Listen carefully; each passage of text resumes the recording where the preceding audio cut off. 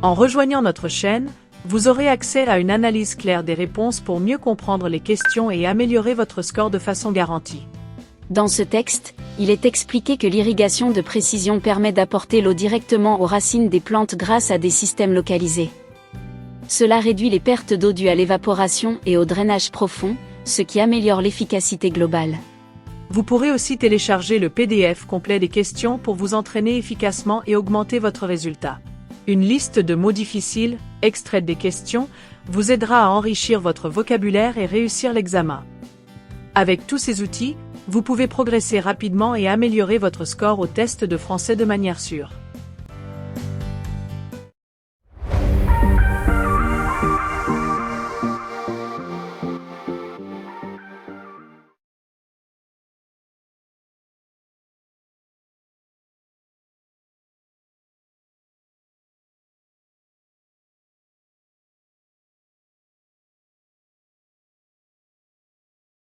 Vous allez entendre des conversations entre deux personnes. Indiquez à quel dessin correspond chaque conversation.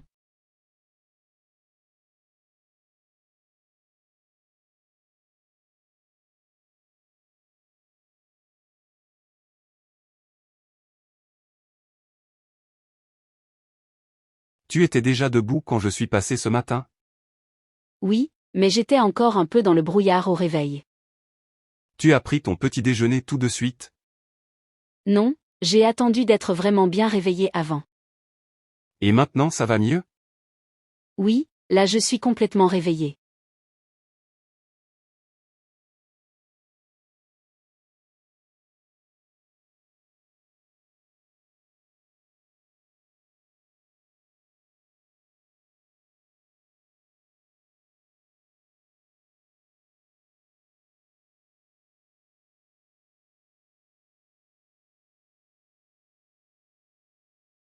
Tu as fait quelque chose de spécial hier soir?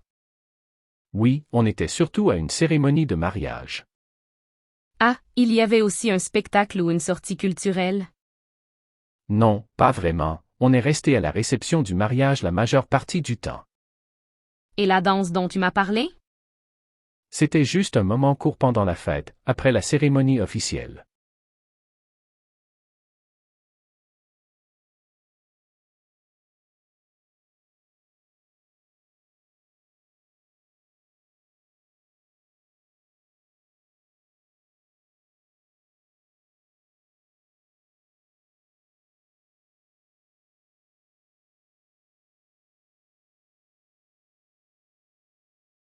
Tu as fait du sport ce week-end?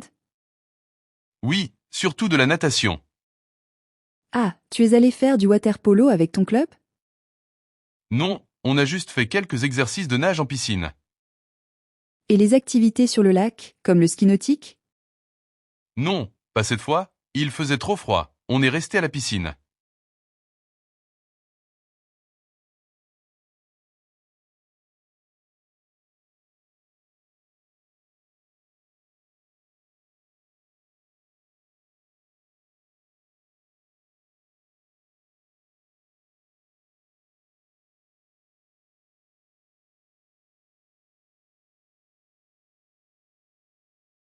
Tu as fini les manipulations en laboratoire?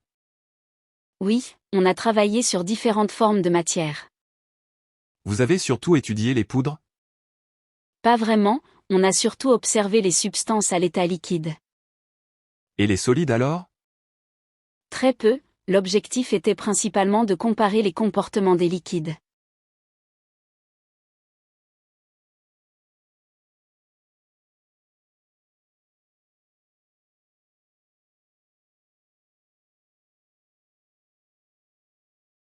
Vous allez entendre des annonces diffusées dans un lieu public. Pour chaque annonce, répondez à la question.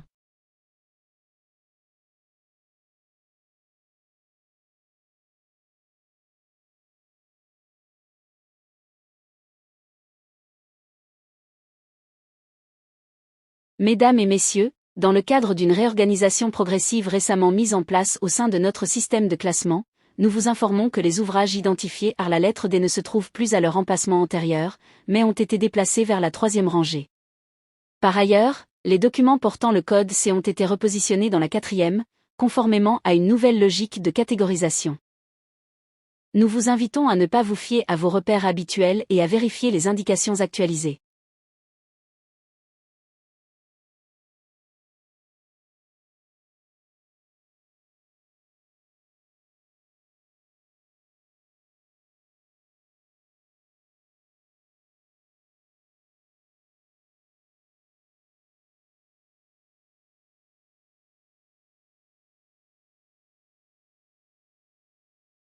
Mesdames et messieurs, à la suite d'un incident technique affectant certains appareils prévus aux alentours de 15 heures, les départs concernés ne pourront être maintenus à l'horaire initial. Il a donc été décidé qu'ils seraient reprogrammés de manière à intervenir environ 15 minutes après le décollage du vol numéro 123, sans nécessairement coïncider entre eux. Merci de votre attention.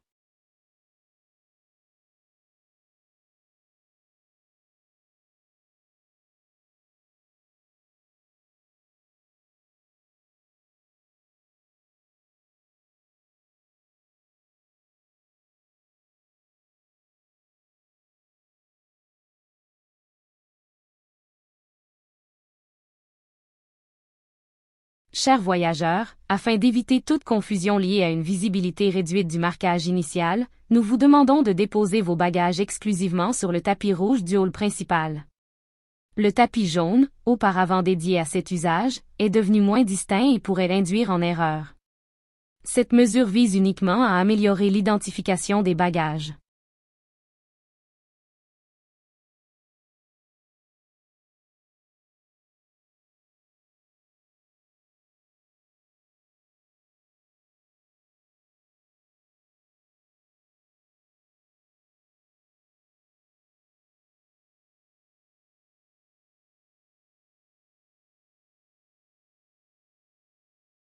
Chers voyageurs, afin d'éviter toute confusion liée à une visibilité réduite du marquage initial, nous vous demandons de déposer vos bagages exclusivement sur le tapis rouge du hall principal. Le tapis jaune, auparavant dédié à cet usage, est devenu moins distinct et pourrait induire en erreur. Cette mesure vise uniquement à améliorer l'identification des bagages.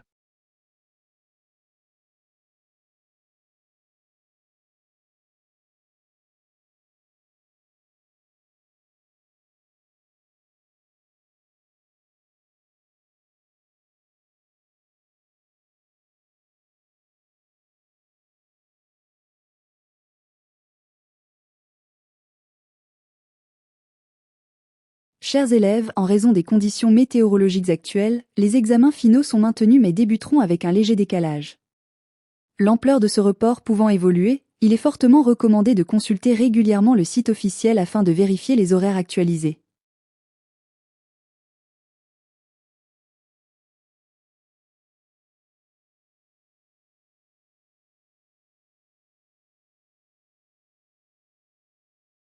Vous allez entendre des messages sur votre messagerie téléphonique.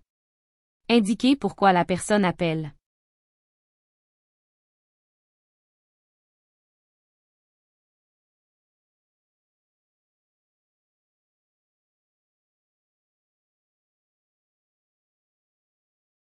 Bonjour, service hospitalier.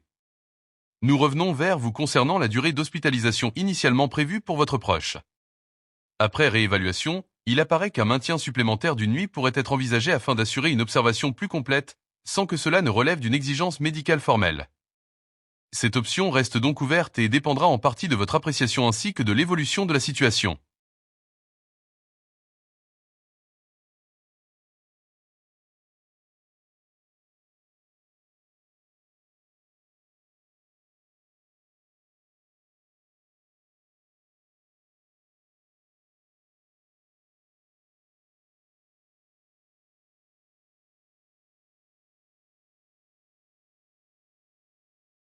Bonjour, service des réservations. Nous vous contactons au sujet de votre vol récemment enregistré. Bien que la réservation apparaisse bien dans notre système, certaines étapes nécessaires à sa confirmation définitive n'ont pas encore été complétées. Sans validation de votre part dans les délais impartis, les conditions actuelles pourraient ne pas être garanties.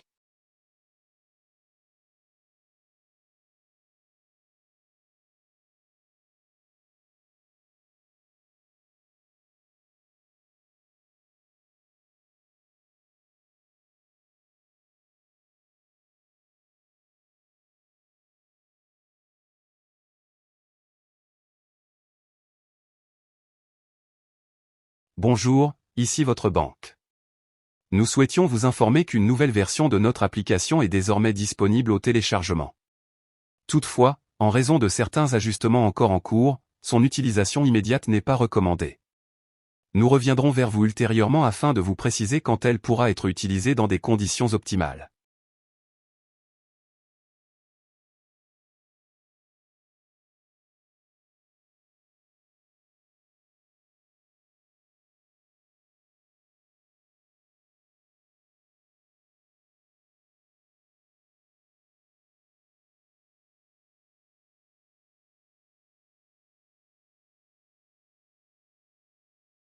Bonjour, service client. Suite à votre récent achat, nous avons constaté qu'un document associé à votre transaction, notamment la facture, n'a pas été récupéré lors de votre passage en caisse. Bien que cela n'ait pas d'incidence immédiate, ce document pourrait s'avérer utile dans certaines situations futures, notamment pour bénéficier de conditions spécifiques. Vous pouvez venir le récupérer si vous le souhaitez.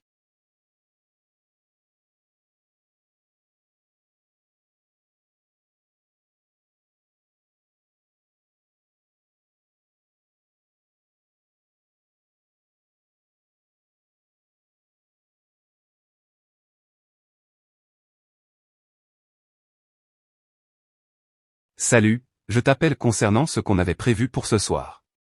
Finalement, je pensais qu'il serait peut-être plus simple de ne pas maintenir le dîner tel quel, sans qu'il y ait de contraintes particulières. On pourrait plutôt se parler tranquillement demain au téléphone, ce qui serait plus flexible. Dis-moi si ça te convient.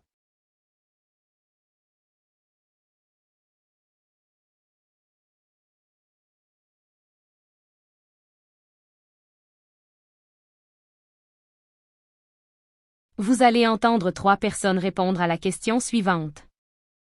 Êtes-vous en désaccord avec l'idée selon laquelle les femmes enceintes présentent un risque élevé de dépression? A. Il/elle est en désaccord. B. Il/elle est nuancé. C. Il/elle n'est pas en désaccord. Personne A.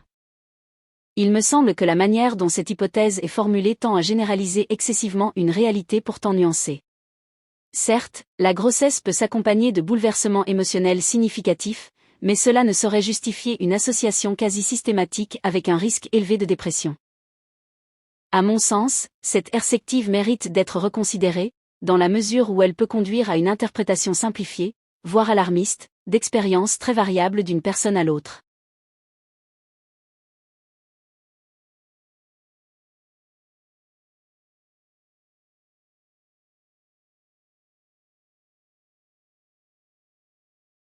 Personne B. Pour ma part, je pense qu'il serait difficile d'écarter totalement cette idée, dans la mesure où de nombreuses études mettent en évidence une vulnérabilité accrue durant cette période. Sans aller jusqu'à en faire une règle universelle, il me paraît néanmoins pertinent de reconnaître qu'il existe, dans certains cas, une prédisposition plus marquée, qui justifie une attention particulière sur le plan psychologique.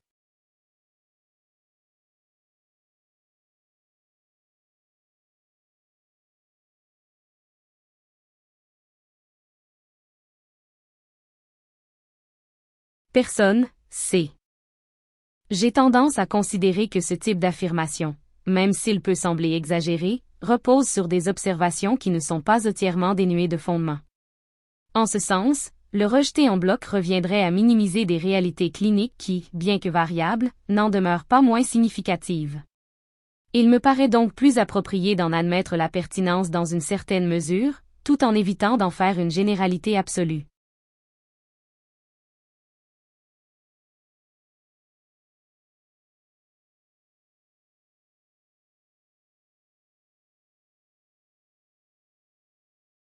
Vous allez entendre 3 personnes répondre à la question suivante. Êtes-vous favorable à la prise en compte de la moyenne générale dans les conditions d'admission à l'université? A. Il/elle est favorable à un rôle central. B. Il/elle est favorable sous condition. C. Il/elle est plutôt réservée sans rejeter totalement. Personne A. Il me semble difficile d'écarter complètement la moyenne générale comme indicateur dans les procédures d'admission, dans la mesure où elle reflète, au moins en partie, une certaine régularité dans le travail fourni. Cela dit, Lui accorder un poids déterminant me paraît problématique, car elle ne rend pas toujours compte de compétences plus transversales ou de trajectoires atypiques. En ce sens, son utilisation ne peut être envisagée qu'à condition de rester strictement encadrée et complémentaire à d'autres critères.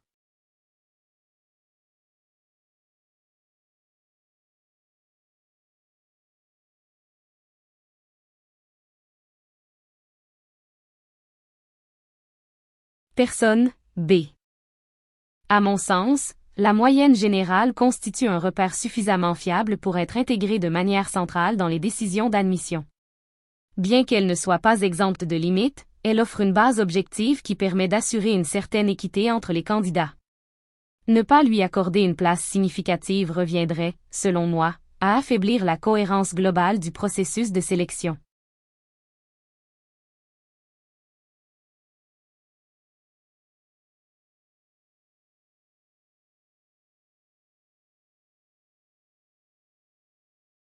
Personne, C. J'aurais tendance à dire que l'importance accordée à la moyenne générale est souvent surestimée.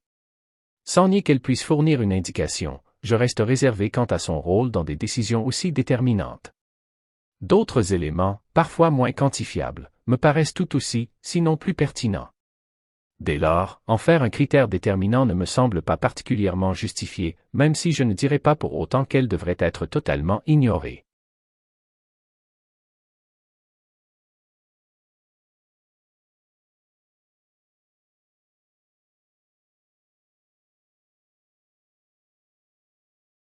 Vous allez entendre des émissions de radio.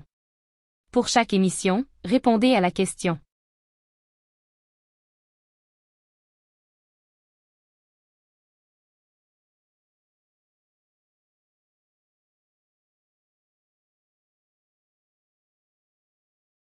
Bonjour et bienvenue dans notre émission « Regards croisés ».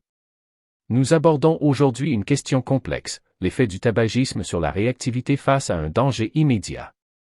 Les données issues de la neurophysiologie montrent que la nicotine peut, dans certaines conditions, induire une stimulation transitoire des capacités attentionnelles, ce qui pourrait donner l'impression d'une meilleure réactivité à court terme. Toutefois, cet effet est généralement instable et ne compense pas les altérations cognitives observées sur le long terme, notamment dans les mécanismes de prise de décision rapide et de gestion du stress. Par ailleurs, les études en cognition comportementale indiquent que les résultats varient fortement selon les profils individuels et les contextes expérimentaux, certains sujets présentant une légère amélioration ponctuelle, tandis que d'autres montrent une diminution nette de performance face à des stimuli urgents. Ainsi, les chercheurs insistent sur la nécessité de dépasser les généralisations simplistes, la réalité observée étant fortement dépendante d'interactions multiples entre facteurs biologiques, comportementaux et situationnels.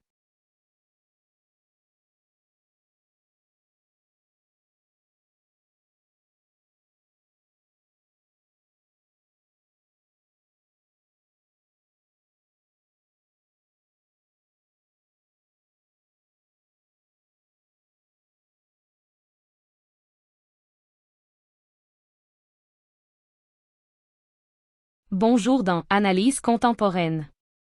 Nous examinons aujourd'hui la diversité des mécanismes décisionnels mobilisés en situation de crise. Les approches classiques distinguent généralement un mode intuitif, rapide mais parfois biaisé, et un mode analytique, plus structuré mais souvent limité par la contrainte temporelle.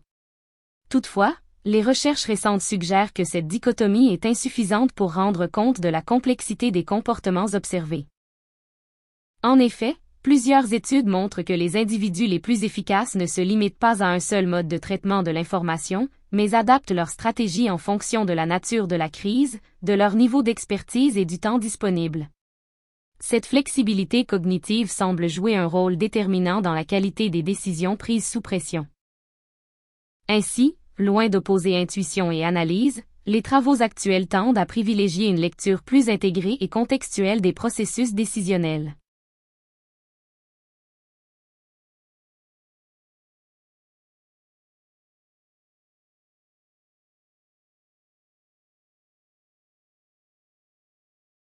Vous allez entendre un long reportage radio. Répondre aux deux questions.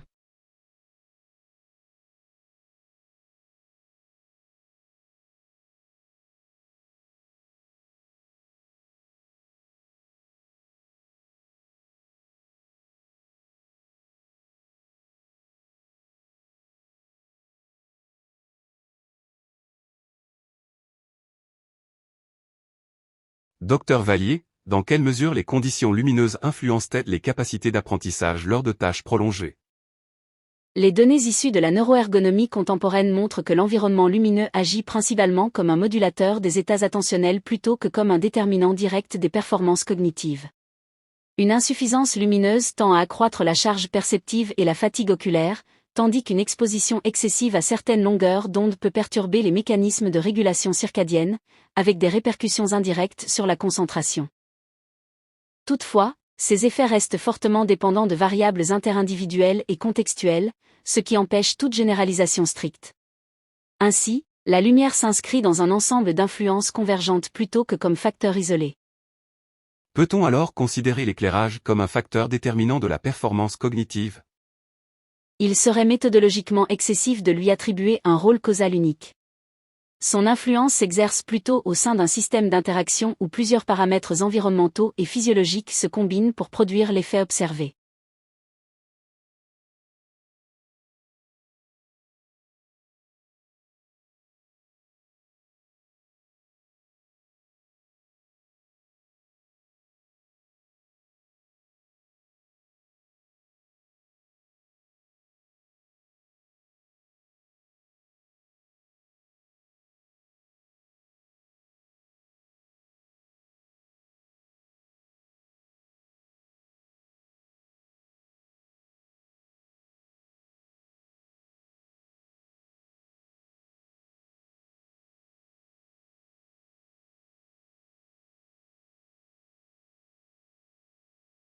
Professeur Renard, comment distinguer l'impact agronomique des fertilisants chimiques et organiques dans une perspective de durabilité des sols? Les intrants minéraux se caractérisent par une disponibilité immédiate des nutriments, favorisant des réponses rapides des cultures, notamment dans des systèmes intensifs à forte demande productive. À l'inverse, les amendements organiques agissent davantage sur la structure et la résilience des sols, en contribuant à la dynamique biologique et à la rétention des éléments nutritifs sur le long terme. Cependant, leur efficacité respective ne peut être évaluée indépendamment des conditions pédoclimatiques et des objectifs agronomiques poursuivis. Il en résulte une logique d'ajustement plutôt qu'une opposition stricte entre ces deux catégories d'apports. Existe-t-il une supériorité nette de l'un de ces systèmes? Toute hiérarchisation absolue serait réductrice, car l'efficacité dépend de l'articulation entre productivité immédiate et maintien des équilibres écologiques.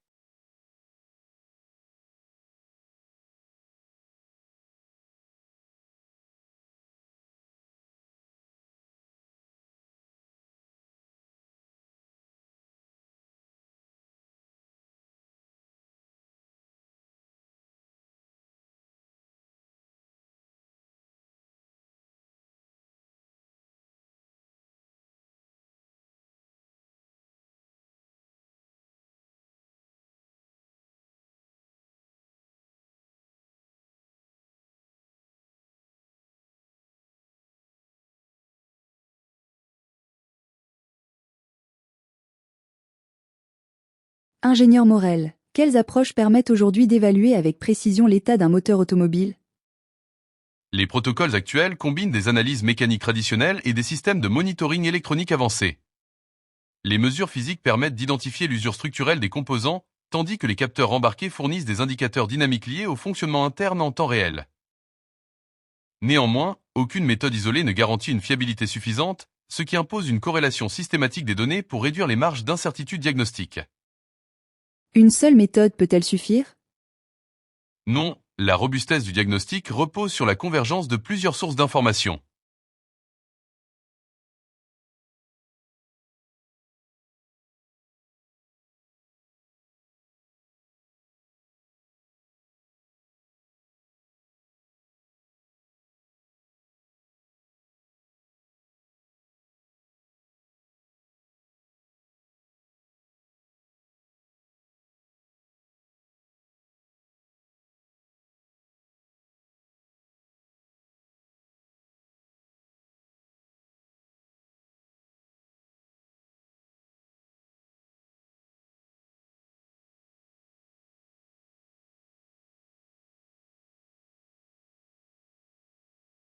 Docteur Sato, comment les différentes formes de méditation influencent-elles les fonctions cognitives et émotionnelles? Les recherches en neurosciences affectives indiquent que les pratiques méditatives mobilisent des circuits cérébraux distincts selon leur nature. Certaines favorisent la régulation émotionnelle et la diminution de la réactivité au stress, tandis que d'autres renforcent les capacités de concentration et la stabilité attentionnelle. Toutefois, ces effets ne sont ni uniformes ni systématiques, car ils varient en fonction de la régularité de la pratique, du niveau d'expérience et des cadres culturels d'apprentissage. Peut-on en tirer des effets généraux? Non, les résultats doivent être interprétés comme dépendant du type de pratique et des caractéristiques individuelles.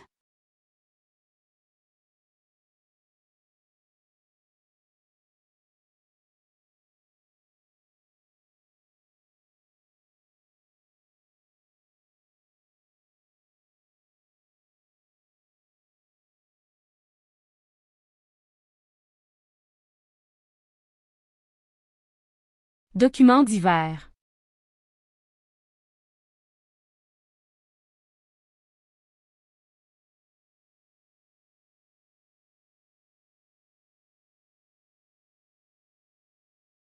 Les approches contemporaines de la prise en charge de la douleur s'inscrivent dans un modèle intégratif combinant intervention pharmacologique et stratégie non médicamenteuse. Si les traitements antalgiques modulent directement la transmission des signaux nociceptifs, les techniques cognitivo-comportementales agissent plutôt sur la perception et l'interprétation du stimulus douloureux. Toutefois, les données cliniques montrent une variabilité importante des résultats, liée notamment à la nature du syndrome douloureux, à sa durée d'évolution et aux caractéristiques neuropsychologiques des patients. Cette hétérogénéité rend difficile toute généralisation stricte des protocoles thérapeutiques.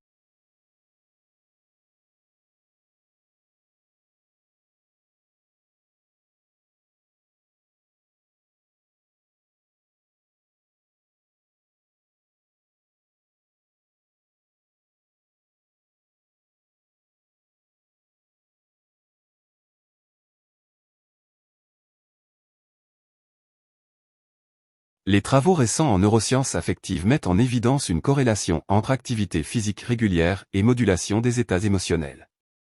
L'exercice physique influence les systèmes dopaminergiques et sérotoninergiques, ce qui peut contribuer à une amélioration du bien-être subjectif.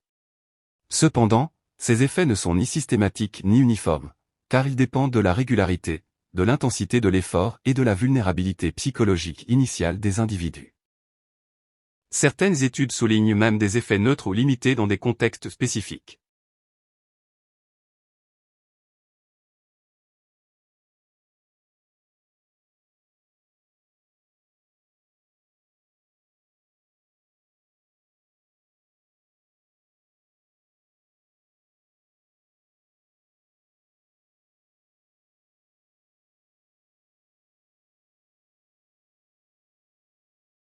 Les dispositifs optiques en photographie reposent sur des compromis techniques entre ouverture, distance focale et distorsion.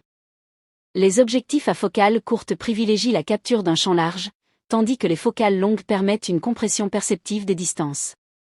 Toutefois, ces caractéristiques s'accompagnent d'arbitrages en matière de luminosité et de précision des contours. Les objectifs fixes offrent une qualité supérieure mais limitent la flexibilité d'utilisation, alors que les zooms privilégient l'adaptabilité au détriment parfois de la netteté optimale.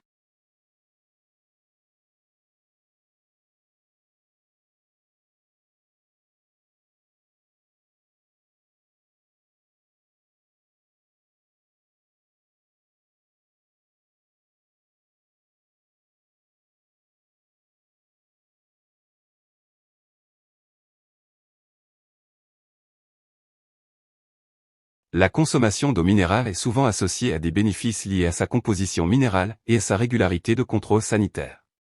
Elle peut contribuer à certains apports micronutritionnels, notamment en calcium ou magnésium, selon les sources. Toutefois, ces effets restent marginaux dans le cadre d'une alimentation équilibrée et ne peuvent être isolés des autres déterminants nutritionnels. Ainsi, sa pertinence dépend largement du profil alimentaire global des individus.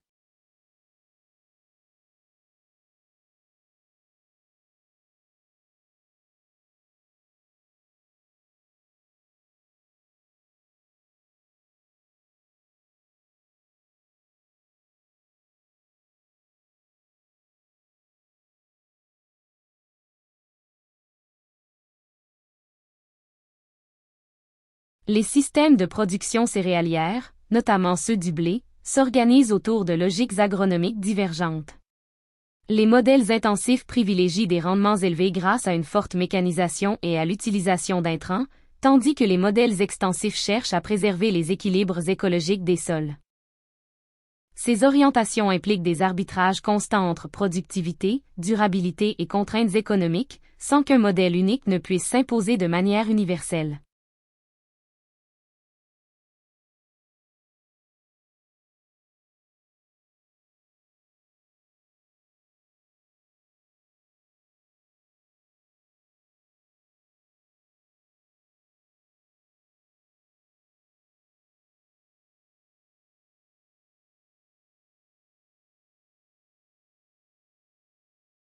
Les parcours migratoires contemporains sont caractérisés par une diversité de trajectoires d'intégration influencées par des facteurs institutionnels, linguistiques et socio-économiques. Les obstacles rencontrés varient selon les politiques d'accueil, la reconnaissance des compétences et les structures d'accompagnement disponibles. Cette hétérogénéité des contextes rend impossible toute généralisation des expériences migratoires.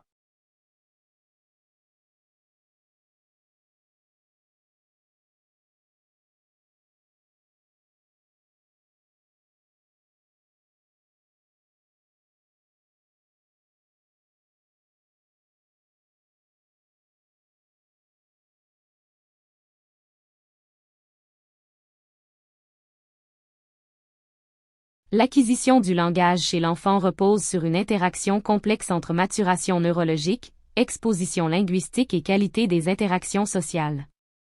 Les périodes sensibles du développement jouent un rôle facilitateur, mais les rythmes d'apprentissage varient fortement selon les environnements et les profils cognitifs individuels.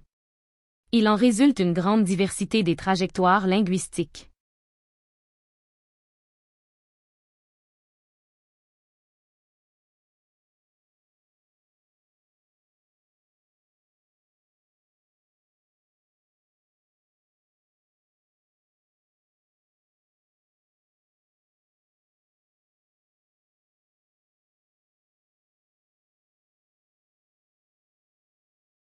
L'étude des distances interplanétaires repose sur des méthodes indirectes combinant trigonométrie, observation et modélisation gravitationnelle. Ces distances, d'une ampleur difficilement conceptualisable, varient en fonction des positions orbitales et des trajectoires elliptiques des corps célestes. Cette variabilité impose une approche dynamique des systèmes planétaires.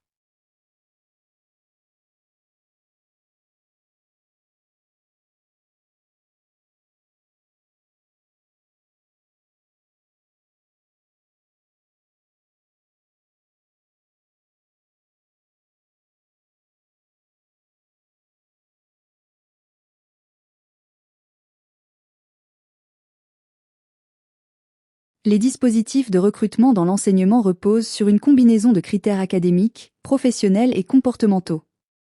Si les diplômes constituent des indicateurs formels de compétences, les aptitudes pédagogiques et relationnelles sont également prises en compte selon des pondérations variables. Cette pluralité des critères reflète la complexité de l'évaluation des profils éducatifs.